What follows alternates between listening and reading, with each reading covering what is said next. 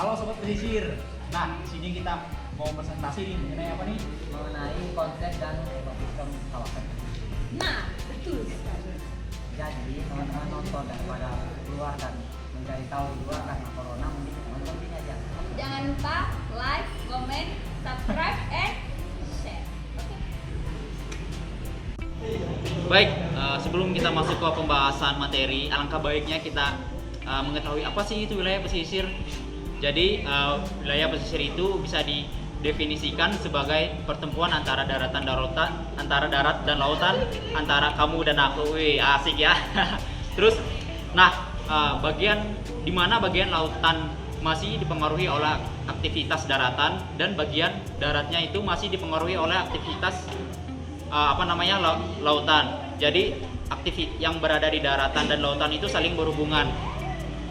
Nah, di kawasan pesisir itu di sana itu terdapat bermacam-macam sumber daya. Contohnya kayak ekosistem, kayak terumbu karang, terus kayak hutan mangrove dan lain-lain. Dan di sana juga ada kayak jasa-jasa lingkungan, contohnya seperti tempat rekreasi, tempat pariwisata, media transportasi dan komunikasi, sumber energi, sarana pendidikan, penelitian dan lainnya. Nah, jadi kesimpulannya itu kawasan pesisir ini sangat penting untuk dikelola dan harus dibangun dengan benar. Selanjutnya, yang berikutnya yaitu konsep pengolahan terpadu. Wilayah pesisir merupakan multiply new zone di mana terdapat lebih dari 2 macam sumber daya dan jasa-jasa lingkungan serta terdapat lebih dari 2 macam pemanfaatan kawasan pesisir. Karakteristik dan dinamika alamiah, the nature, sumber daya pesisir dan lautan yang secara ekologi saling terkait satu sama lain, termaksud dengan ekosistem lahan atas. Wilayah pesisir dihuni lebih dari satu kelompok etis yang memiliki referensi mata pencarian yang berbeda.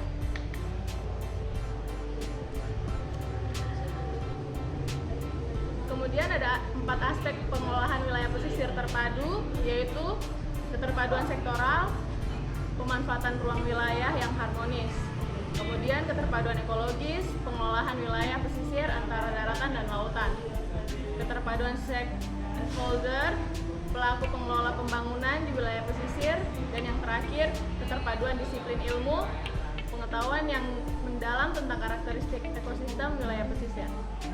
Untuk penjelasan selanjutnya terkait dengan 4 ekosistem yang ada di wilayah pesisir, itu yang ada 4. Yang pertama itu hutan mangrove, ada eusteria, ada padang lamun, sama terumbu karang.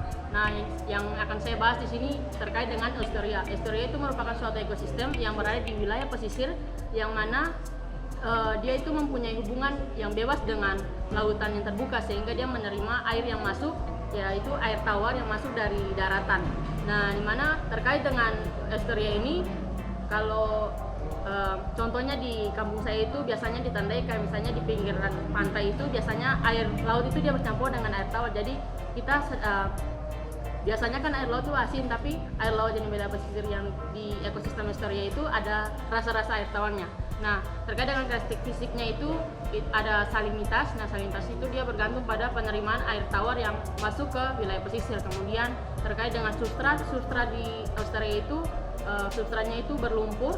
Kemudian pasang surut, yaitu dalam ekosistem eusteria itu dia bergantung pada pasang surut pada ekosistem tersebut. Kemudian bergantung pada sirkulasi air, sama dia itu berfungsi sebagai penyimpan zat hara. Nah, untuk eusteria sendiri itu dia memiliki perubahan-perubahan yang terjadi pada ekosistem. Itu yang pertama terkait dengan beban sedimen pada daratan, kemudian terkait dengan pasokan air tawar yang masuk ketika dari daratan ke lautan, dan terakhir terkait dengan gelombang dan pola arus yang terjadi pada ekosistem. Tadi kan udah dijelasin nih estuaria itu apa. Nah, sekarang aku mau jelasin fungsi dan manfaat dari estuaria itu sendiri. Yang pertama itu fungsi itu ada 4. Yang pertama ada sumber zat hara, terus yang kedua itu ada penyedia habitat, terus yang ketiga ada tempat mencari makan, dan yang terakhir itu tempat berproduksi dan tumbuh besar. Nah, untuk manfaat dari estuaria itu sendiri, yang pertama itu ada sebagai tempat permukiman. Terus yang kedua sebagai tempat penangkapan dan budidaya ikan. Terus yang ketiga ada sebagai jalur transportasi, dan yang terakhir itu ada sebagai tempat pelabuhan dan industri. Oke, next ke mangrove, yang dimana apa sih jenis tumbuhan yang ada di kawasan mangrove itu, yang dimana rata-rata komunitas vegetasi yang tumbuh di daerah tropis itu mampu tumbuh di daerah pasang dan pantai yang berlumpur. Itu yang pertama itu ada liana, yang dimana liana ini berpengaruh terhadap zat hara pada unsur tanahnya. Kemudian fungi, dan terakhir ada tumbuhan alga, yang dimana ketiganya ini sangat mempengaruhi terhadap ekosistem mangrove yang ada di kawasan tersebut. Oke, selanjutnya saya akan menjelaskan fungsi ekologis hutan mangrove. Yang pertama, sebagai peredam gelombang dan angin badai. Yang kedua, pelindung pantai dari abrasi itu sendiri. Yang ketiga, sebagai penghasil detritus. Dan yang keempat, sebagai daerah pencari makan biota perairan. Selanjutnya, ada pemanfaatan hutan mangrove. Yang pertama, sebagai penghasil kayu untuk bahan konstruksi, yaitu kayu bakar. Yang kedua, sebagai bahan baku untuk membuat arang dan pulp atau biasa disebut dengan bubur kertas. Yang ketiga, sebagai pemasok larva ikan dan udang alam. Nah, selain hutan mangrove ada juga yang namanya padang lamun. Lamun dapat diartikan sebagai satu-satunya tumbuhan berbunga dengan nama latin Angiospermae.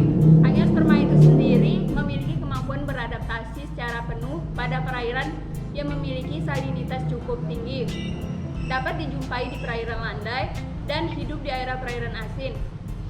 Dapat hidup di kedalaman 30 meter dan memiliki akar yang dapat tumbuh secara optimal. Ya, saya akan melanjutkan dari teman saya sampaikan, yaitu peran ekologis dan pemanfaatan produsen, detritus, dan zat hara. Detritus yaitu adalah zat kecil molekul yang telah mati, yaitu tambahan lagi menyingkat sedimen dan menstabilkan substrat yang lunak dengan sistem peranakan padat dan saling menyilang. Sebagai tudung pelindung untuk penghuni padang lamun dari matahari, sebagai tempat pelindung mencari makan dan tumbuhan besar beberapa jenis biota laut, sebagai tempat rekreasi atau pariwisata. Selanjutnya itu terumbu karang. Terumbu karang atau coral reef merupakan organisme yang hidup di dasar perairan dan berupa bentukan batuan kapur yang cukup kuat menahan gelombang laut. Perairan laut dengan suhu antara 21 sampai 29 Celcius, kedalaman perairan 50 meter, perairan dangkal dan bersih yang dapat tembus cahaya matahari, salinitas air yang konstan berkisar antara 30 sampai 36. Ya, selanjutnya yang akan saya bahas yaitu tentang fungsi ekologis terumbu karang. Fungsi ekologis dari terumbu karang sendiri ada sebagai pelindung kawasan pantai, bisa dibilang benteng lah, untuk meredam ombak laut dan arus kuat yang dari laut lepas. Terus selain itu sebagai tempat habitat biota laut untuk makan sama berlindung.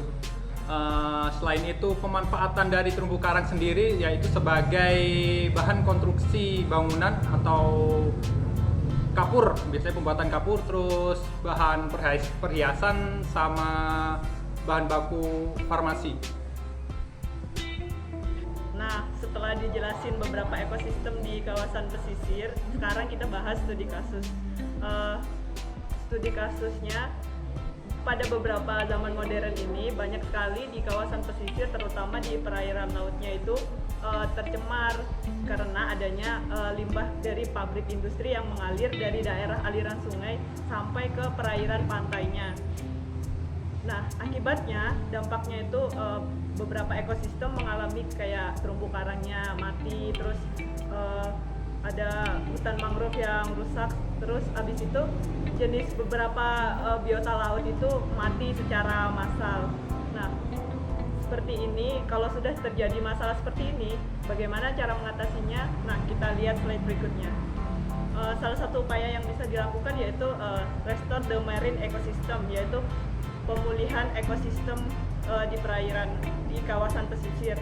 Yang pertama bisa dilihat di slide di samping kanan, yaitu penanaman kembali hutan mangrove, setelah itu pelepasan penyu, dan yang terakhir penanaman kembali terumbu karang. Dan ketiga upaya restorasi ini tidak bisa dilakukan apabila tidak adanya peran dari masyarakat dan pemerintah. Jadi harus adanya kerjasama. Oke, tadi setelah studi kasusnya sudah jelas sama teman saya, untuk lokasi-lokasi yang tepat untuk studi kasus itu yaitu ada di Kabupaten Gresik, yaitu Kecamatan Ujung Pangkah dan Kecamatan Bungah. Untuk luas kecamatannya sendiri, Ujung Pangkah seluas 94,82 km persegi dan luas Kecamatan Bungah yaitu 79,49 km persegi. Untuk kondisi wilayah dua kecamatan ini sangat potensial untuk usaha perikanan. Dan potensi sumber daya lainnya yaitu kayak mangrove dan terumbu karang yaitu berada di Kecamatan Manyar dan Sidayu, itu untuk mangrove.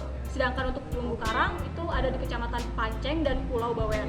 Untuk luasnya sendiri mangrove seluas sekitar 5.828,62 hektar.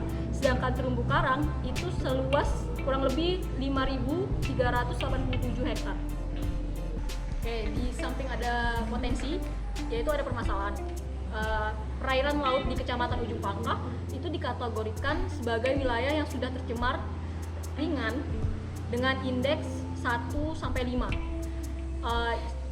Dan permasalahan lainnya yaitu pada saat penelitian yang dilakukan oleh sekelompok peneliti itu ditemukan kandungan tembaga mencapai 0,218 mg per liter, kandungan zat seng yang mencapai 0,27 mg per liter, serta kandungan amonia dan logam berat pada tingkat 0,3 mg per liter yang sudah sangat melebihi batas standar. Penyebabnya itu ada dua, yaitu pengaruh adanya limbah industri dan juga pembukaan lahan pertanian. Untuk dampaknya sendiri, sumber daya alam di wilayah Kecamatan Ujung Pangkah mengalami degradasi setiap tahunnya atau penurunan kualitas lahan. Selain itu, hasil tangkapan nelayan dan hasil panen tambak semakin menurun, baik secara kualitas maupun kuantitas. Nah, di mana ada masalah tuh pasti ada namanya metode penelitian. Metode penelitian ini yang digunakan ada 3. Yang pertama penelitian deskriptif, penelitian eksploratif, sama yang ketiga penelitian partisipatif. Penelitian deskriptif sendiri itu pengertiannya adalah, yaitu menyajikan gambaran lengkap tentang lokasi penelitiannya. Terus untuk penelitian eksploratif yaitu penelitian untuk mencari kajian tentang lokasi penelitian atau permasalahan melalui sosial media. Terus yang ketiga adalah penelitian partisipatif, di mana penelitian partisipatif ini adalah yang dimaksudkan dengan melibatkan masyarakat sekitar. Dari ketiga metode penelitian tersebut akan muncul variabel, terus eksplorasi faktor penyebabnya, terus pencegahan masalahnya bagaimana, analisis serta solusinya. Ya, selanjutnya adalah hasil analisa. Dari restorasi kawasan pesisir sendiri, ada 4 hal yang menjadi alasan kenapa restorasi kawasan pesisir perlu dilakukan. Yang pertama adalah manfaat untuk masyarakat, kedua manfaat untuk ekologi, ketiga manfaat untuk sosial, dan yang terakhir adalah terjadinya tingkat kerusakan. Dari 4 hal tersebut, tingkat kerusakan menjadi alasan utama kenapa restorasi kawasan pesisir perlu dilakukan. Kenapa tingkat kerusakan menjadi hal utama? Dikarenakan manfaat bagi kegiatan masyarakat dan kegiatan sosial pasti akan menimbulkan tingkat kerusakan terhadap kawasan pesisir yang ada. Maka dari itu, tingkat kerusakan yang terjadi di kawasan pesisir menjadi alasan utama kenapa restorasi kawasan pesisir perlu dilakukan. Nah, untuk selanjutnya hal yang perlu direstorasikan adalah yang pertama terumbu karang, hutan mangrove, padang lamun, dan eustaria. Dari 4 hal tersebut, menurut hasil analisa ada terumbu karang dan hutan mangrove merupakan hal yang paling utama untuk direstorasikan. Berdasarkan hasil HAP, dia memiliki persenan sebesar 58,4% untuk hutan mangrove dan 29,3% untuk kawasan terumbu karang yang perlu ditingkatkan pemulihan. Untuk melakukan restorasi sendiri ada 3 elemen penting yang perlu terlibat. Yang pertama pemerintah, masyarakat, dan swasta. 3 elemen penting tersebut harus berkolaborasi secara maksimal dan merata sehingga restorasi di kawasan pesisir yang dilakukan dapat berjalan dengan baik dan tidak menguntungkan pihak manapun. Untuk pemerintah sendiri memerlukan yang pertama kemauan, tanggung jawab, dan desentralisasikan kebijakannya untuk pemerintah provinsi ke kota atau kabupaten, sehingga yang terjadi adalah setiap kota dan kabupaten mengembangkan pemulihan untuk kawasan pesisir dengan sendirinya dan tidak terlalu bergantung terhadap pemerintah pusat. Yang ke peran swasta penting. Dia berperan sebagai penyumbang dana dan membantu legalitas terhadap kawasan tersebut. Untuk peran masyarakat itu, masyarakat perlu kesadaran dan kemampuan serta pendapatan untuk melakukan pemulihan terhadap kawasan pesisir. Pendapatan yang untuk pemulihan pasti nanti akan menjadi timbal balik terhadap pendapatan masyarakat, sehingga masyarakat tetap harus sadar dan berkolaborasi terhadap dengan pemerintah dan swasta tersebut sehingga tidak ada yang dirugikan. Jadi kesimpulannya, strategi untuk memulihkan ekosistem pesisir secara terpadu di Kabupaten Gresik yaitu dengan peran masyarakat yang berkolaborasi dengan pemerintah dan pihak swasta dalam membentuk kelembagaan, dan juga rencana memulihkan ekosistem pesisir dengan menggunakan restorasi terpadu adalah memprioritaskan mangrove sebagai penanganan utama, setelah itu terumbu karang, kemudian eustaria, dan yang terakhir padang lamun, dan juga mengelola restorasi ekosistem pesisir di Kabupaten Gresik menggunakan co-management yang mengutamakan 3 hal pokok dari masyarakat, yaitu kesadaran masyarakat, kemampuan masyarakat, dan pendapatan masyarakat, yang dimana ini semua sangat saling berkaitan dan masyarakat sendiri ikut berperan menjaga kelestarian dan keterjaganya ekosistem di kawasan pesisir, dan kawasan pesisir itu juga tidak bisa terjaga jika manusia yang ada di daerah pesisir itu sendiri juga ikut menjaga dan ikut berperan dalam melestarikan ekosistem di kawasan pesisir itu tersebut.